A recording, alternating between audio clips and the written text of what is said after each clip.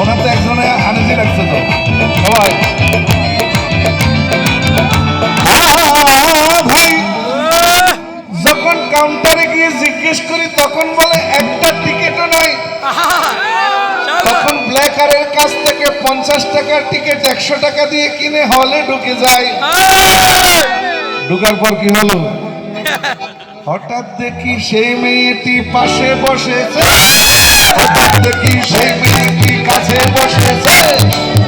নাকি বিয়ার কন্ডিশন রয়েছে, আর বলে নাকি বিয়ার কন্ডিশন রয়েছে।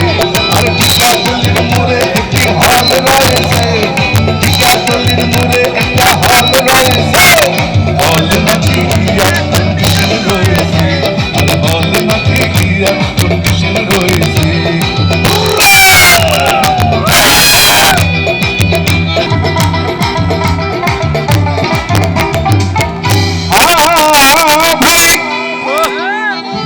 যখন সিনেমা শুরু হলো আস্তে আস্তে মন দিয়ে সিনেমা দেখতে যাই, তখন হঠাৎ দেখি শাকিব খান অপু বিশ্বাসকে রোমান্টিক দৃশ্যে ধরেছে জড়াই। তারপর কি হলো, হঠাৎ দেখি সেই মেয়েটি আমার হাতে সিম টিকেট, হঠাৎ দেখি সেই মেয়েটি আমার হাতে হাত রেখেছে। বলে নাকি বিয়ার কন্ডিশন রয়েছে, বলে নাকি বিয়ার কন্ডিশন রয়েছে। আর টিকাটুলির মোড়ে একটি হল রয়েছে, টিকাটুলির মোড়ে একটা হল রয়েছে। বলে নাকি বিয়ার কন্ডিশন রয়েছে, আর বলে নাকি বিয়ার কন্ডিশন রয়েছে।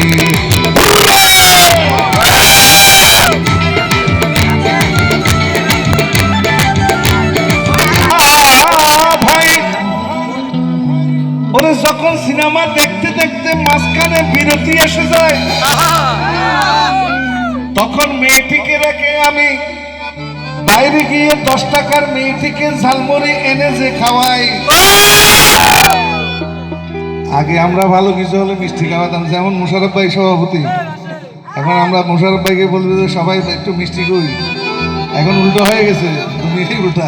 এখন ঝাল খেয়ে মুড়ি খেয়ে মেয়েটি প্রেমে পড়ে, মুড়ি খেয়ে মেয়েটি প্রেমে পড়েছে।